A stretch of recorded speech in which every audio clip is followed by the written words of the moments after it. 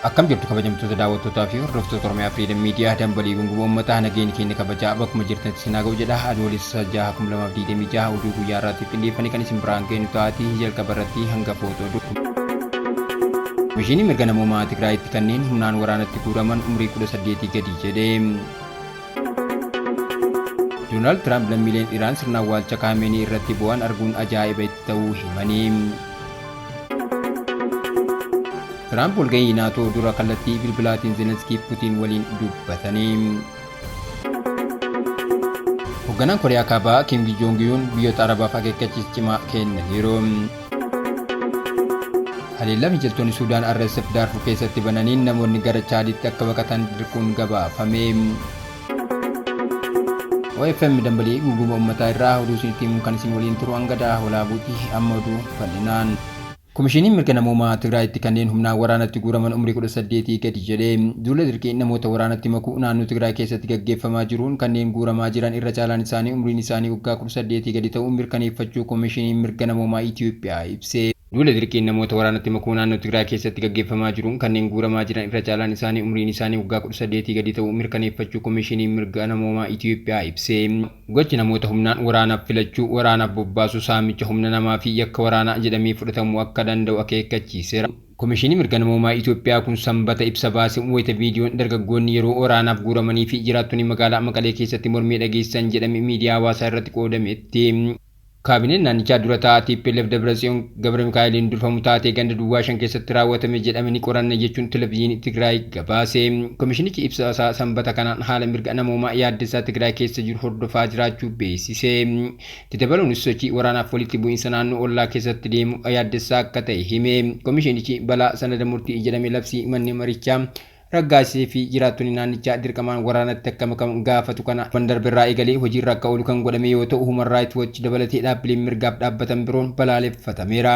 Komishinichi ibsa baaseen sanadichi bu'uura waliigaltee Pirootoriyaa mana maree diigameen akka ba'e hubachiise. Tarkaanfiin kun waliigaltee waldhabdee deemaa jiru dhaabuuf godhame kan cabsuu fi heera biyyattii kan faallisu ta'us ibseera.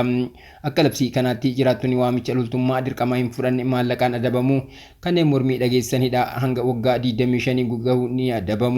Seerri kun duubatti deebi'ee hojiirra oola. Labsiin kun osoo hin bahin durallee gochi dargaggoota keessattuu daa'imman buqqaatotaa fi dhukkubsattoota fayyaa sammuu hidhuu naannoo Tigraay keessatti raawwatamaa akka ture dargaggoota deebi'an maatii isaanii fi sanadoota adda addaa irraa mirkaneessuu komishinichi hime. Barattoota amantoota waldoota keessaa baasuun akkasumas namoota biroo hedduu bakka gabaa wiirtuuwwan dargaggootaa fi mana maree naanna'uu waraanatti guuramu gabaasichi eere. Komishinichi argannoo isaa ibseen namoota humnaan guuraman irra caalaan isaanii umriin isaanii waggaa 18 gadi ta'uu mirkaneessuu danda'eera jedhe. Mana barnootaa Abinat jedhamurraa akkamisa darbe dargaggoonni guuramuu maddeen miidiyaaleef himaniiru. Dirqamni waraanaaf guuramuu Tigraayitti raawwatamaa jiru yaaddoo uumuu isaatiin dargaggoonni hedduun naannicha gadhiisuun naannolee Itoophiyaa birootti baqataa kan jiran yoo ta'u, kaan ammoo naannichuma keessattuu dhokatanii akka jiran dubbatu. Naannichatti sababa dargaggoonni waraanaaf adamsaman kanaaf sochiin danqamee akka jiru kan himan jiraattonni sodaan guddaan uumamus himu. Dirqii waraanaaf adamsuu kana jiraattonnii fi dhaabbileen mirga namoomaa balaaleffataa kan jiran yoo ta'u, TPLF garuu hojii waraanaaf dargaggoota guuruu kun fedhiidhaan kan raawwatamudha jechuun haaluu isaa ejensi oduun Faransaay AFP gabaaseera.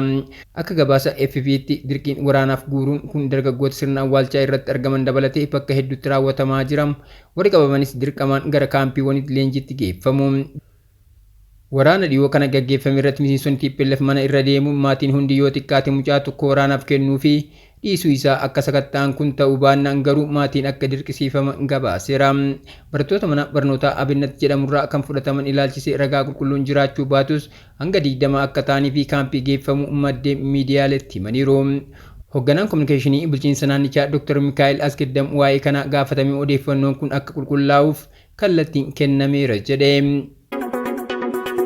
Doonaald Tiraamp lammiileen Iraan sirna awwaalcha Kaameenii irratti bu'an arguun ajaa'iba itti ta'uu himanii. Gaaffiif deebii bilbilaan Aksus waliin taasisaniin pirezidaantiin Ameerikaa Doonaald Tiraamp lammiileen Iraan awwaalcha hoogganaa olaanaa Iraan Ayatollah Ali Kaameenii irratti bu'an arguun na ajaa'ibe jechuu isaanii Aljaziiraan gabaaseera. Gaaffiif deebii bilbilaan Aksus waliin taasisaniin pirezidaantiin Ameerikaa Doonaald Tiraamp lammiileen Iraan awwaalcha hoogganaa olaanaa Iraan Ayatollah Ali Kaameenii irratti bu'an arguun na ajaa'ibe jechuu isaanii Aljaziiraan gabaaseera. Tiraamp yaada kenname kanaan akka ajaa'ibsiifatan ibsuun sabni guutuun waan isa jibbu natti fakkaate jedhanii.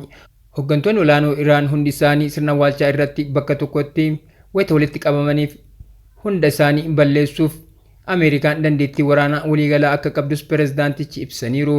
Garuu jedhan pirezidaantichi doorsicha kana yoo raawwatan namni mari'atu hin hafu waan ta'eef haleellaa kana raawwachuu irraa akka of qusatan ifatti ibsaniiru. Trump miidiyaaleef akka himanitti Ameerikaa fi Iraan hanga sirna awwaalchaa Kaameenii xumuramutti marii fi waldhabdee waraanaa yeroof akka dhaabbatu walii galaniiru. Kanaaf yeroo awwaalchaa gamalachuu dhukaasa isa kaanii irratti akka hin dhukaasne mirkaneessaniiru. Trump walgahii naatoo dura kallattii bilbilaatiin Zelenskii Putin waliin dubbatanii. Walgahii naatoo torban dhufu Turkiyaatti gaggeeffamu dura pirezidaantiin USA Donald Trump kallattiin hooggantoota Raashiyaa fi Yuukireen waliin haasa'uu isaanii ibsa Kiyeeviif Kremlin irraa bahe ni mul'isa. Walgahii naatoo torban dhufu Turkiyaatti gaggeeffamu dura pirezidaantiin USA Donald Trump kallattiin hooggantoota Raashiyaa fi Yuukireen waliin haasa'uu isaanii ibsa Kiyeeviif Kremlin irraa bahe ni mul'isa. Pirezidaant Trump pirezidaantii Yuukireen Vladimir Zelenskii fi pirezidaantii Raashiyaa Vladimir Putin waliin adda addaan haasa'uu isaanii qondaaltonni Yuukireen himanii. Qondaaltonni mootummaa Yuukireen akka jedhanitti waamichi pirezidaant Tiraamp fi pirezidaant Zelenskii gidduutti taasifame daqiiqaa 85 ol kan fudhate ta'uu ibsaniiru. Mariin kun haala yeroo dirree waraanaa qarqaarsa waraanaa biyyattiif godhamuu fi filannoo waraanni kun dippiloomaasiidhaan akka xumuramu irratti xiyyeeffateera. Pirezidaant Zelenskii booda gaazexeessitootatti akka himanitti mariin kun baay'ee bu'a qabeessa ta'uu ibsuun amma waldhabdeen kun akka dhaabbatu abdii dhugaa akka jiru murtoon Ameerikaa gama sanaan ga'e murteessaa akka qabu ibsaniiru. Gama biraatiin ammoo pirezidaantiin Raashiyaa Vladimir Putin marii kana irratti ijaarsa waraanaa yeroo ammaa irratti Tiraamp ibsa kennaniiru jedhe. Putin akkasumas ijjannoo yeroo dheeraa Moskoo waliigaltee nagaa kamiyyuu hojiirra ooluu kan danda'u loltoonni Yuukireen naannoo Donetsk guutuu keessaa guutummaatti erga bahanii booda qofa jechuun irra deebi'anii dubbataniiru. Haa ta'u malee Kiyev haalduree kana diduu itti fufte. Sochii dippiloomaasii olaanaa guyyaa sanaa jala bultii walgahii hooggantoota naatoo Turkii Ankaaraatti adoolessa 7 hanga 8 gaggeeffamu irratti dhimmi Yuukireen nageenya Awurooppaaf deeggarsa waraanaa itti fufiinsa qabu ajandaa olaanaa ta'a jedhamee eegama. Hoogganaan Kooriyaa Kaabaa Kim Jong Un biyyoota Arabaaf akeekkachiisa cimaa kennanii. Hoogganaan Kooriyaa Kaabaa Kim Jong Un waldhabdee naannoo baha jiddu galeessaa keessatti dabalaa dhufe keessatti biyyoonni Arabaa atattamaan Iraan waliin akka dhaabbatan akeekkachiisa cimaa kennaniiru. Hoogganaan Kooriyaa Kaabaa Kim Jong Un waldhabdee naannoo baha jiddu galeessaa keessatti dabalaa dhufe keessatti biyyoonni Arabaa atattamaan Iraan waliin akka dhaabbatan akeekkachiisa cimaa kennaniiru. Ibsa wal fakkaatuun mootummoonni Arabaa har'a Iraan waliin yoo hin dhaabbanne boru Israa'el guddittii waliin wal qunnamuuf akka dirqaman hoogganaan kun akeekkachiisaniiru. Hoogganaan kun itti dabaluudhaan haala amma jiru irratti callisuun mootummoonni Arabaa lafa isaanii akka baasu ibsuun kun lubbuun jiraachuu naannichaaf yeroo murteessaa ta'uu cimsanii dubbataniiru. Ibsi kun kan ba'e yeroo waldhabdeen ji'opolitikaa baha jiddu galeessaa keessatti cimaa ta'etti waldhabdee waraanaa kallattiin dhiyeenya kana Iraanii fi Israa'el jidduutti uumame hordofeeti.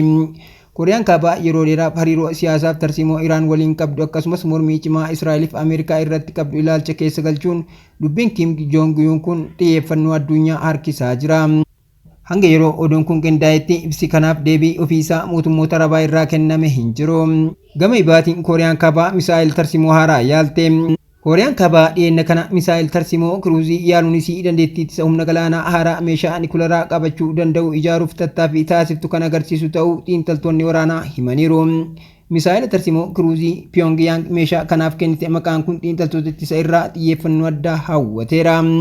Kooriyaan Kaabaa jecha kana sirna misaa'ila mataa waraanaa niikuleeraa qabachuu danda'u ibsuuf akka fayyadamtu himama. Sirni misaa'ila haaraa kun doonii waraanaa haaraa Kaankoon waliin walitti makuun Kooriyaan Kaabaa dandeettii balaa tarsiimoo galaana irratti hundaa'e guddisuuf tattaaffii guddaa taasiftu keessatti tarkaanfii guddaa akka ta'e taajjabdoonni waraanaa himaniiru. Kunis biyyattiin humna misaa'ilaa guddataa jiruuf dandeettii waraanaa galaanaa dabalataa akka argattu taasisa.